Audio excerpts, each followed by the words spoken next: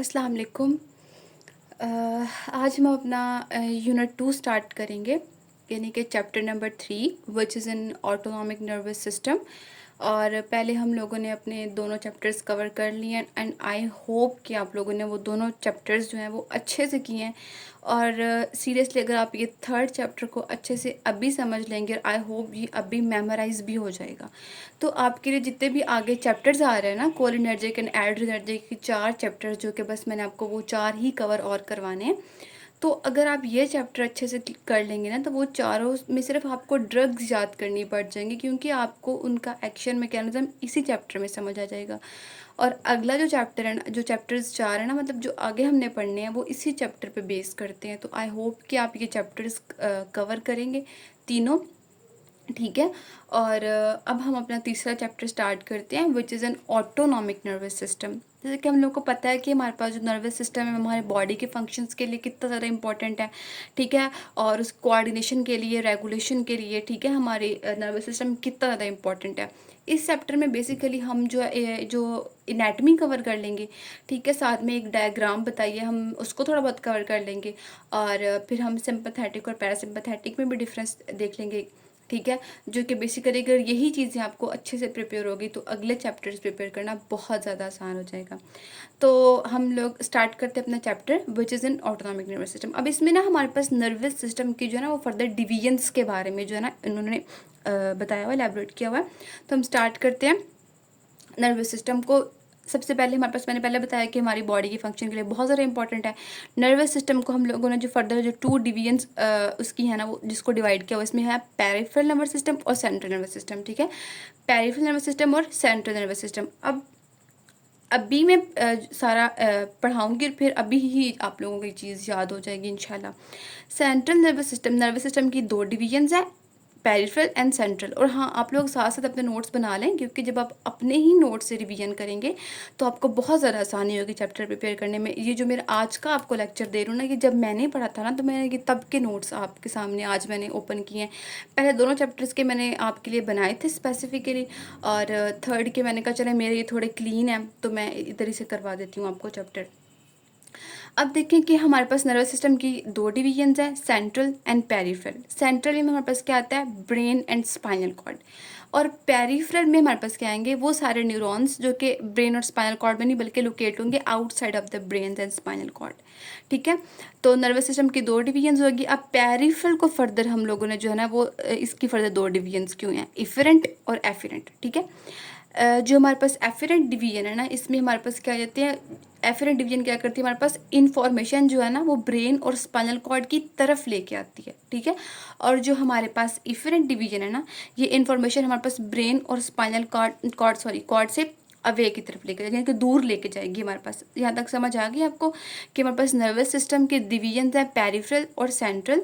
और पेरिफेरल को हम लोगों ने डिवाइड किया हुआ है एफरेंट डिवीजन एंड एफिरेंट। जो हमारे पास एफरेंट डिवीजन है वो हमारे पास क्या करेगी कि इन्फॉर्मेशन को towards the brain and spinal cord लेके आएगी, और जो हमारे पास इफरेंट है away from the brain and spinal cord. Further efferent की फर्दर जो डिवीजन हुई है वो ऑटोनॉमिक सिस्टम और सोमैटिक सिस्टम में हुई है। फर्दर सोमैटिक सिस्टम में हमारे पास क्या होते हैं, ये सोमैटिक सिस्टम में सारी हमारे पास जो है वोलेंटरी मूवमेंट आती है, यानी कि जो हमारे कंट्रोल में होती हैं, ठीक है। सोमैटिक सिस्टम में यानी कि क्या है, कॉन्ट्रैक्शन ऑफ स्केलेटल मसल्स, ये हमारे कंट्रोल में है, वोलेंटरी है। तो सोमैटिक सिस्टम में हम इस चीज़ को देखते हैं।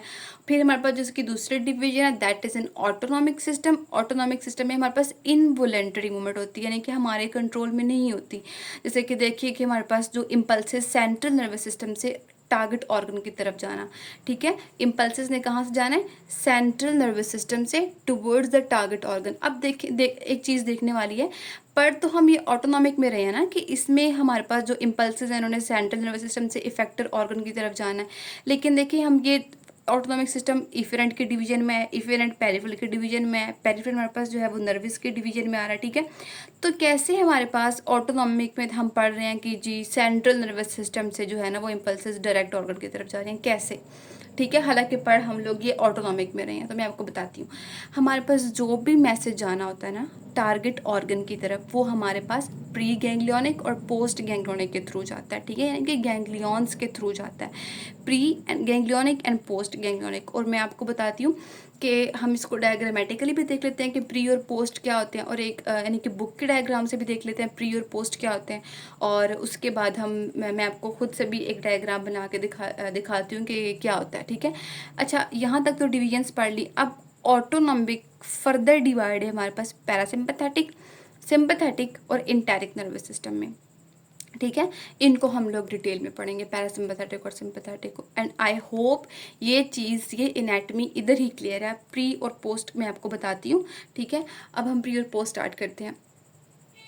सिंपैथेटिक और पैरासिम्पैथेटिक के केस में मैं आपको बताती हूँ। पहले ये देख लें कि प्री और पोस्ट गैंग्लियंस का क्या मतलब है। ये देखें, ये जो हमारे पास है ना, दिस वन, ये हमारे पास गैंग्लियंस होते हैं। इन तक इंफॉर्मेशन जो ले के आते हैं ना, वो हमारे पास प्री गैंग्लियंस होते हैं, ठीक है, गैंग्लियंस से पहले। ये देखें, जो इन तक इंफॉर्मेशन लेके आएंगे, फिर गैंग्लियंस के बाद टारगेट ऑर्गन तक जो इंफॉर्मेशन लेके जाएंगे ना, वो हमारे पास क्या होंगे, पोस्ट गैंग्लियंस होंगे, राइट।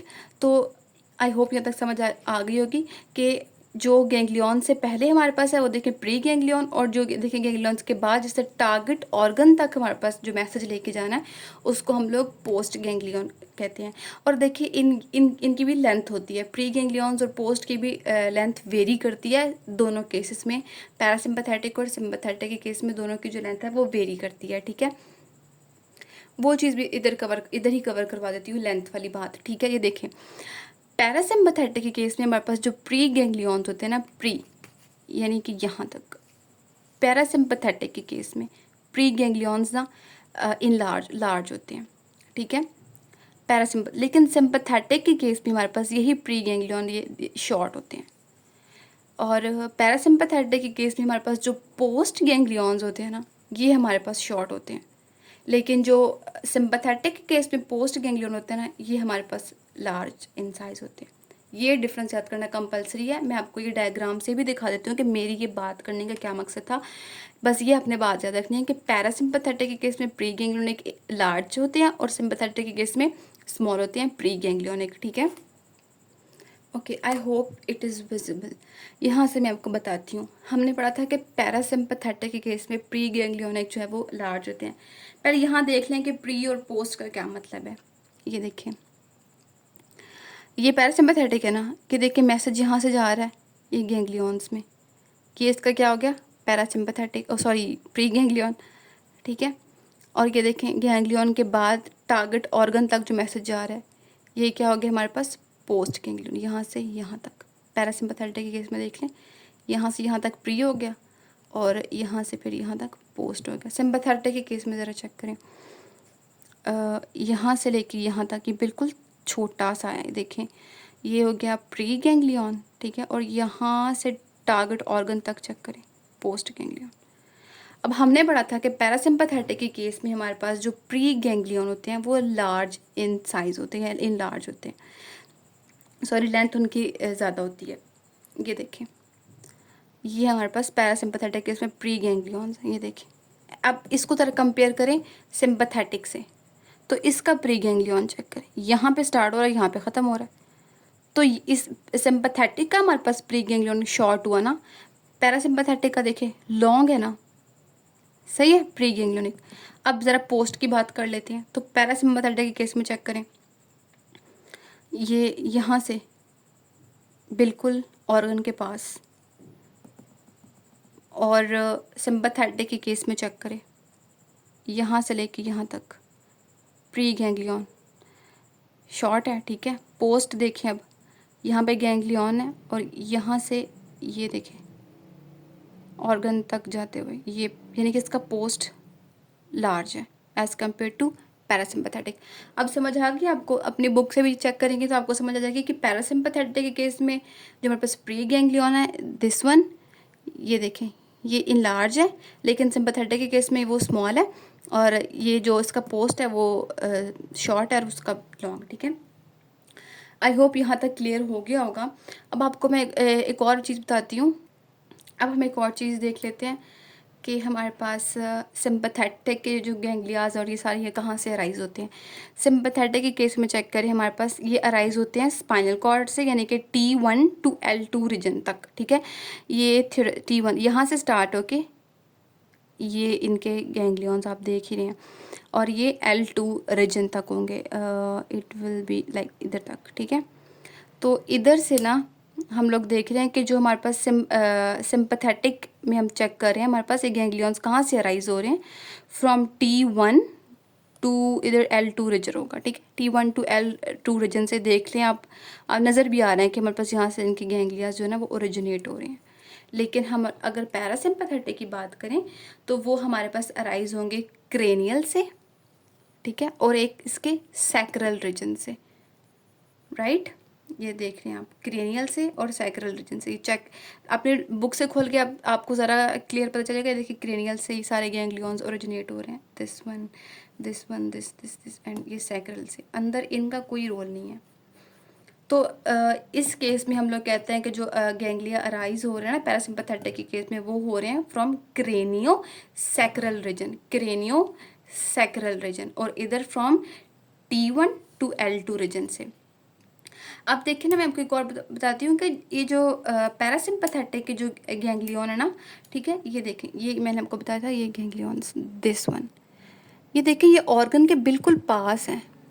पैरासिम्पैथेटिक के गैंग्लियन ऑर्गन के बिल्कुल पास हैं, लेकिन सिंपैथेटिक के केस में चेक कर लें, ये हमारे पास गैंग्लियन है और ऑर्गन देखें, यानी कि सिंपैथेटिक के केस में जो गैंग्लियन है वो ऑर्गन से बहुत दूर होते हैं। I hope ganglionic pre post in case of sympathetic and parasympathetic, उनकी लेंथ, ठीक है, शॉर्ट लॉन्ग, उनका रीजन और ऑर्गन, ये चीज़ें आपको यहाँ पे क्लियर हो गई होंगी। प्री और पोस्ट करवाने का मतलब ये था सिंपैथेटिक और पैरासिम्पैथेटिक में कि पहले सिर्फ गैंग्लियंस की बात कर लेते हैं, बाद में हम जो है ना वो चेक करेंगे, पोस्ट की तरफ जाएंगे। ठीक है, सॉरी, सिंपैथेटिक और पैरासिम्पैथेटिक के डिफरेंस में जाएंगे।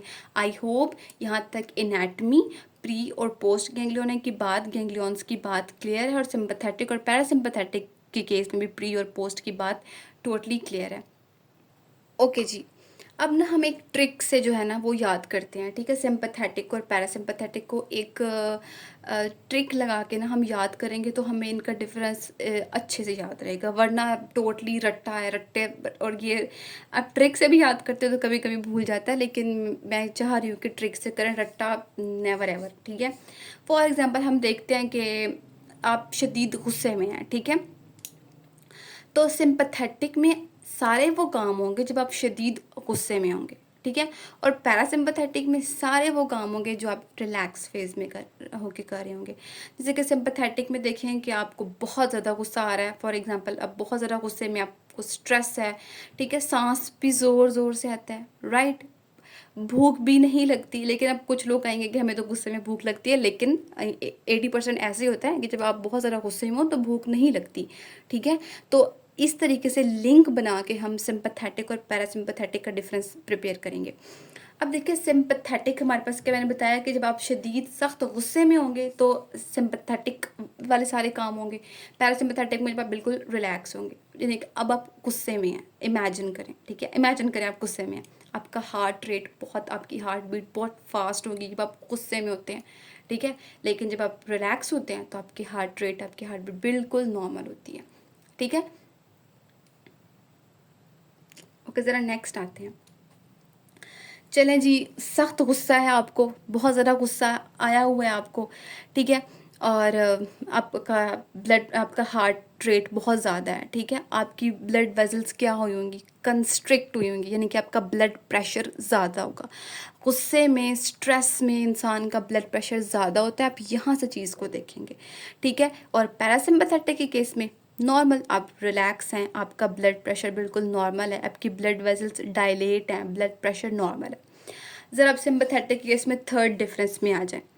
जब आप गुस्से में होते हैं, ठीक है, तो आप ज़ोर ज़ोर से सांस लेते हैं, ठीक है, तो इसमें अब क्या है कि आपके जो लंग्स हैं वो डायलेट करेंगे, लंग्स डायलेट करेंगे, यानी कि आपकी क्या होगी, ब्रोंको डायलेशन होगी। ठीक है, और पैरासिम्पैथेटिक के केस में बिल्कुल नॉर्मल तरीके से आप सांस ले रहे हैं कि आपके जो ब्रोंक्यूल्स हैं, लंग्स, वो कॉन्स्ट्रिक्ट हैं। ठीक है। फोर्थ डिफरेंस में आ जाते हैं। गुस्से में जनाब भूख नहीं लगती, कुछ लोगों को लगती है लेकिन भूख नहीं लगती गुस्से में। मीन्स आपकी जो GIT मोटिलिटी है वो रिड्यूस है, कम है। और जो हमारे पास पैरासिम्पथेटिक केस में आप भाई रिलैक्स हैं तो GIT मोटिलिटी आपकी ज़्यादा है, बढ़ी हुई है, रिलैक्स नॉर्मल है, ये भी ठीक है। आपकी जो सिंपथेटिक के केस में आपका जो यूरिनरी ब्लैडर होता है, ठीक है, वो रिलैक्स होता है, लेकिन हमारे पास पैरासिम्पथेटिक के केस में वो कॉन्स्ट्रिक्ट होता है। अब ना हम सिंपथेटिक को फाइट एंड फ्लाइट रिस्पॉन्स भी कहते हैं। फाइट याद रखिए भी, गुस्से में लड़ रहे हैं किसी से तो फाइट एंड फ्लाइट, और वो रेस्ट एंड डाइजेस्ट पैरासिम्पथेटिक। अब देखें, गुस्से में आप पूरे डिफरेंस में आपने बस इमेजिन करना है कि आप गुस्से में हो तो आप किसी को आंखें फाड़ फाड़ कर देख रहे होते हैं, ठीक है। तो आपका प्यूपल क्या होता है, डायलेट होता है। तो इस टर्म को हम क्या कहते हैं, मिडरियासिस। और हमारे पास जो आप नॉर्मल हैं तो बस ठीक है, पास की चीज़ें आपको अच्छे से नज़र आ रही हैं, आपकी आइज़ बिल्कुल ठीक है। अब मायोसिस यानी कि प्यूपल आपका कॉन्स्ट्रिक्ट है, इधर डायलेट है तो उधर कॉन्स्ट्रिक्ट यानी कि आपकी मायोसिस हुई हुई है। अच्छा, हम डायरेक्ट ना सिक्रीशंस पे रहते हैं, इनकी आगे इतनी बात नहीं हुई, सो इसको हम फिलहाल छोड़ते हैं। पहले आप सिक्रीशंस पे आ जाते हैं, ठीक है। ये मेजर है, मोस्ट इंपॉर्टेंट है कि हमारे पास जो सिक्रीशंस होती हैं ना, वो हमारे पास रिड्यूस हुई होती हैं फाइट एंड फ्लाइट के रिस्पॉन्स पे। हमारे पास सिक्रीशंस, बॉडी की सिक्रीशंस होती है ना, वो हमारे पास कम होती हैं। लेकिन अगर आप नॉर्मल हैं, ठीक है, तो आपकी सिक्रीशंस आपको ज़्यादा होंगी, ठीक है, रेस्ट एंड डाइजेस्ट के केस में। क्यों, ये सब की रीज़न बस आपने फ़िलहाल इस चैप्टर में इसलिए याद करनी है सारी चीज़ें। मैंने आपको एक एग्जांपल से, एक लिंक से बताई हैं कि क्या नाम है, आप गुस्से में हैं उसको, और फिर आप नेक्स्ट उसको कंपेयर करें सिंपैथेटिक और पैरासिम्पैथेटिक को। इस तरीके से आपको अच्छे से इनका डिफरेंस प्रिपेयर होगा, क्योंकि आगे हम जो भी ड्रग्स पढ़ेंगे ना, उन्होंने किसी ड्रग ने सिंपैथेटिक वाले काम करने हैं, किसी ड्रग ने पैरासिम्पैथेटिक वाले काम करने हैं। तो इसीलिए जो है ना, ये इनको अभी से प्रिपेयर करना कंपलसरी है, ठीक है। और आई होप कि यहाँ तक चीज़ें क्लियर हैं। हमने जो आज इसकी इनैटमी कवर की है, साथ में हमने इसकी जो है वो प्री और पोस्ट डायग्राम से देखने की, कवर करने की कोशिश की है। उसके बाद हमारे पास जो है वो सिंपैथेटिक और पैरासिम्पैथेटिक का हम लोगों ने डिफरेंस भी देख लिया कि एक में क्या होता है, दूसरे में क्या होता है। आई होप कि आपको ये चैप्टर की ये बेसिक चीज़ें जो है ना, ये कवर आपने अभी कर ली होंगी। प्रिपेयर भी आई होप सो कि होगी होंगी। जो कॉन्सेप्ट मैंने आपको देने थे इस चैप्टर में, वो मैंने आई थिंक कवर कर ली हूँ मैं। फर्दर कोई चीज़ समझ नहीं आ रही, आप पूछ लें, आप ग्रुप में पूछ सकते हैं। Thank you so much. फिर आज हमारा थर्ड चैप्टर हमने इतना ही कवर करना था, बेसिक कॉन्सेप्ट से इसके कवर करने थे। Thank you so much. अब हम नेक्स्ट चैप्टर इंशाल्लाह अपना फोर्थ स्टार्ट करेंगे और उसको हम डिवीजन में ही कवर कर पाएंगे। और टिल दैट, अल्लाह हाफिज़, थैंक यू।